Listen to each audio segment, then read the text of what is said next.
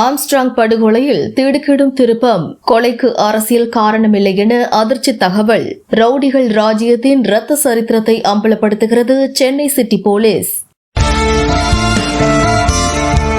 Armstrong படுகொலையை கண்டித்த திமுக கூட்டணி கட்சிகளும் எதிர்க்கட்சிகளும் அரசியல் காரணத்திற்காகத்தான் கொலை நடந்திருக்கிறது, கைது செய்யப்பட்டிருப்பவர்கள் உண்மையான குற்றவாளிகள் இல்லை என்று கூறி திராவிட மாடல் ஆட்சிக்கு அவப்பெயரை ஏற்படுத்தினார்கள். முதல்வர் மு.க.ஸ்டாலின் தலைமையிலான ஆட்சி மீது களங்கம் கற்பிக்கவே அரசியல் ரீதியாகவே குற்றச்சாட்டுகள் வைக்கப்பட்டிருக்கிறது என்பதை வெட்ட வெளிச்சமாக்கி இருக்கிறது சென்னை மாநகர காவல்துறை. ஆற்காடு சுரேஷின் தம்பி பாலுவுக்கு மட்டுமே ஆம்ஸ்ட்ராங் மீது கோபம் இல்லை. 20 ஆண்டுகளுக்கு முன்பிருந்தே ஆம்ஸ்ட்ராங்கின் சட்டவிரோத செயல்களால் கடுப்பான ரவுடிகள் பெருங்கூட்டம் பல வருடங்களாக சதி திட்டம் தீட்டி பழி தீர்த்திருக்கிறது. ஆற்காடு சுரேஷின் காதலி அஞ்சலை கஞ்சா வியாபாரி என்பதுடன் பாஜக மகளிரணி செயலாளராகவும் பதவியில் இருந்துள்ளார். பெண் ரவுடியான அஞ்சலையை போல மற்றொரு பெண் ரவுடியான அதிமுகவை சேர்ந்த மலர்கொடி என்பவரும் ஆம்ஸ்ட்ராங் கொலை வழக்கில் சிக்கியிருக்கும் குற்றவாளிகள். ஆம்ஸ்ட்ராங் படுகொலையின் பின்னணியை தோண்டினால் 1990இல் சென்னையில் பிரபலமாக இருந்த ரவுடி நாயுடுவின் அராஜகத்தில் இருந்து சினிமா போல ரவுடிகளின் ராஜ்யம் விரிகிறது. நாயுடுவின் ஆதரவாளர்களில் ஒருவராக இருந்த ஆம்ஸ்ட்ராங் நாயுடுவை கொலை செய்த ஆற்காடு சுரேஷை பழி தீர்க்க பின்னணியாக இருந்ததால் தான் 10க்கும் மேற்பட்ட ரவுடிகளால் படுபயங்கரமாக வெட்டி கொலை செய்யப்பட்டிருக்கிறார். ரவுடிகளுக்குள் இருந்த பகையின் காரணமாகவே ஆம்ஸ்ட்ராங் கொலை செய்யப்பட்டிருக்கிறார். அரசியல் காரணம் எதுவும் இல்லை என்றும் தெளிவுபடுத்தியிருக்கிறது சென்னை மாநகர காவல் ஆணையர் அருண் IPS தலைமையிலான தனிப்படை போலீஸ் டீம். ஆம்ஸ்ட்ராங் கொலைக்கு மூளையாக செயல்பட்ட திருவேங்கடத்தை என்கவுண்டர் செய்த சென்னை போலீசாரை சகட்டு மேனிக்கு திட்டி தீர்த்த எதிர்க்கட்சி தலைவர்கள் எடப்பாடி பழனிசாமி, அண்ணாமலை, சீமான், அன்புமணி ராமதாஸ் ஆகியோர் ரவுடிகளின் ராஜ்யத்தையே கூண்டோடு அழிக்க முயலும் திமுக அரசை குறை கூறி அரசியல் ஆதாயம் தேடிக்கொள்ள முனைப்பு காட்டுவது எந்த வகையில் நியாயம் என்கிறார்கள் சமூக ஆர்வலர்கள். அதே நேரத்தில் ரவுடி திருவேங்கடத்திற்கு தியாகி பட்டமா சூட்ட முடியும் என்றும் அனல் கக்குகிறார்கள். இந்த சுட்டுக் கொல்லப்பட்ட நபர் திருவேங்கடம் என்று கருதுகிறேன். அவர் சரணடைந்திருக்கின்றார். இப்படி சரணடைந்தவரை வேகமாக அதிகாலையிலேயே அவரை அழைத்து சென்றதாக இந்த ஊடகத்திலே நான் பார்த்து தெரிந்து கொண்டேன். ஊடக செய்தி, அந்த செய்தியின் வழியாக நான் அறிந்து கொண்டது, ஏன் அவசரமாக அவரை அழைத்துக் கொண்டு அங்கே சென்று அவர் மறைத்து வைத்திருந்த ஆயுதத்தை கைப்பற்றுவதற்காக அழைத்து சென்றதாக சொல்கிறார். அப்படி அழைத்து சென்றவர்களை கை விலங்குக்கு தான் அழைத்து செல்ல வேண்டும். ஒரு கொலை குற்றவாளி அப்படித்தான் கைது செய்யப்பட வேண்டும் என்று விதி இருப்பதாக வழக்கறிஞர் சொல்லுகிறார்கள். அப்படி இருக்கின்ற பொழுது பாதுகாப்போடு சென்றிருக்க வேண்டும். அவர்கள் எங்கே அந்த ஆயுதத்தை மறைத்து வைக்கிறார்களோ அந்த ஆயுதத்தை கைப்பற்றுகின்ற பொழுது இப்படிப்பட்ட சம்பவம் நடைபெற்றதாக சொல்கிறார்கள். இதில் ஏதோ சந்தேகம் இருப்பதாக தெரிகிறது. ஏற்கனவே ஆம்ஸ்ட்ராங் குடும்பத்தினர் இந்த கைது செய்யப்பட்டவர்கள் மீது சந்தேகம் அடைந்திருக்கிறார்கள். உண்மை குற்றவாளி கண்டுபிடிக்கவில்லை என்று அவருடைய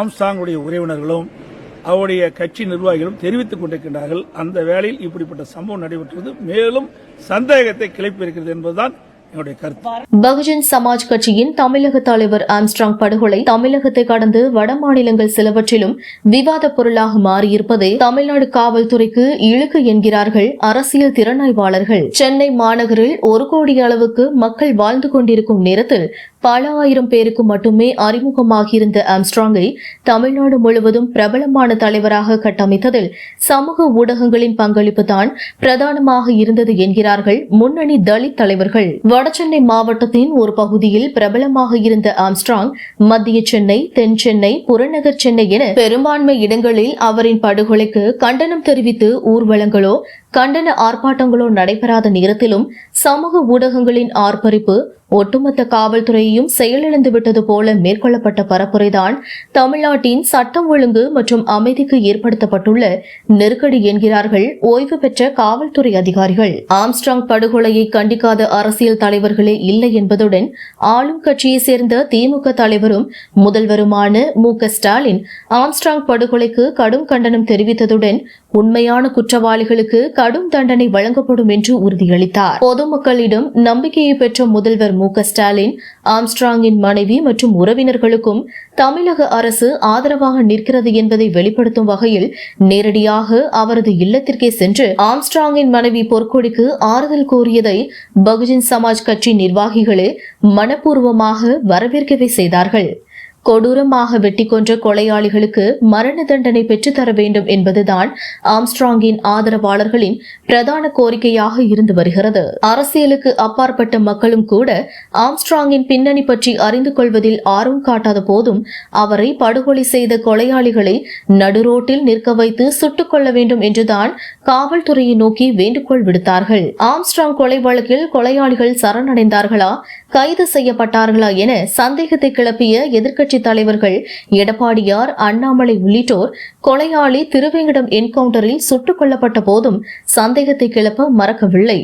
சென்னை மாநகர காவல்துறை அதிகாரிகளால் சுட்டுக் கொல்லப்பட்ட திருவேங்கடத்தின் மீது ஏற்கனவே பல கொள்ளை வழக்குகள் இருப்பதை போலீசார் சுட்டிக்காட்டியிருப்பதையும் ஒவ்வொரு சமூக விரோத செயல்களுக்கு பிறகும் நீதிமன்றத்தில் ஜாமீன் பெற்று சுதந்திரமாக அராஜக செயல்களில் தொடர்ந்து ஈடுபட்டிருக்கிறார் திருவேங்கடம் என்பதும் எவ்வளவு ஆபத்தான நிகழ்வாகும். திருவேங்கடம் போன்ற சமூக விரோதிகளை உயிரோடு விட்டால் பொதுமக்களுக்கு நிம்மதி இல்லாமல் போய்விடும் என்பதாலேயே என்கவுண்டர் என்னும் யுக்தியை சென்னை மாநகர போலீசார் கையாண்டிருக்கிறார்கள் என்கிறார்கள் சமூக ஆர்வலர்கள்.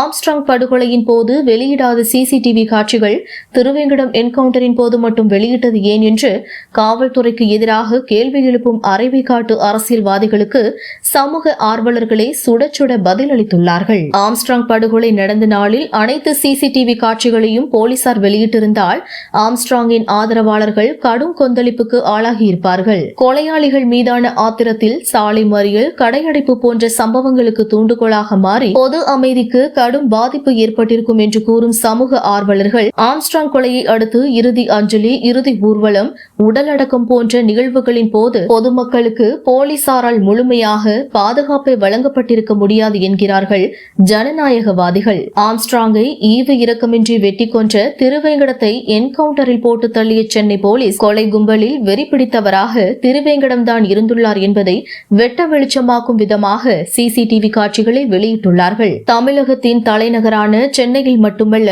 மாநிலம் முழுவதும் கூலிப்படைகளின் அட்டகாசம் அதிகரித்துவிட்ட நேரத்தில் படுபாதகத்திற்கு அஞ்சாத குற்றவாளிகளை கண்ட இடத்திலேயே சுட்டுக் கொள்ள வேண்டும் என்பதுதான் பெரும்பான்மையான பொதுமக்களின் வேண்டுகோளாக இருக்கிறது.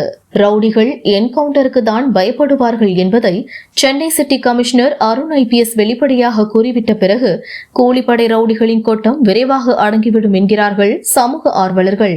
திமுக ஆட்சி மீது குற்றம் சொல்ல வேண்டும் என்பதற்காகவே எதிர்க்கட்சித் தலைவர்கள் எடப்பாடியார், அண்ணாமலை, சீமான், அன்புமணி ராமதாஸ் ஆகியோர் திருவேங்கடம் என்கவுண்டரை அரசியல் ஆதாயத்திற்காக பயன்படுத்திக் கொள்கிறார்கள் என்று விரக்தியோடு கூறுகிறார்கள் ஓய்வு பெற்ற காவல்துறை உயர் அதிகாரிகள். ஆளும் கட்சியான திமுகவுக்கு எதிராக எதிர்க்கட்சிகள் வரிசை கட்டி நின்றாலும் கூட பொதுமக்களின் சிந்தனை தமிழ்நாடு காவல்துறைக்கு ஆதரவாக இருப்பதுதான் நிம்மதியை தருகிறது என்கிறார்கள் ஓய்வு பெற்ற காவல்துறை உயர் அதிகாரிகள். தமிழ்நாட்டில் அமைதி முழுமையாக நிலவ வேண்டும் என்றால் ரவுடிகளுக்கு எதிரான போலீசாரின் ருத்ர தாண்டவம் அதிகமாக நடைபெற வேண்டும் என்பதுதான் ஜனநாயகவாதிகளின் வேண்டுகோளாக இருக்கிறது.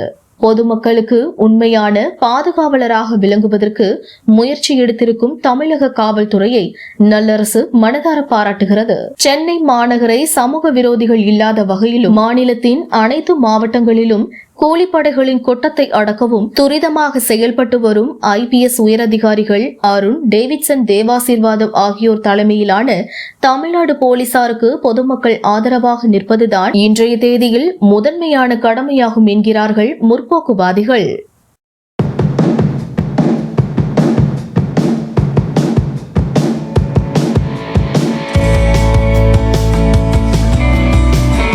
நன்றி நண்பர்களே. மற்றொரு சிறப்பு செய்தி தொகுப்புடன் மீண்டும் சந்திக்கலாம்.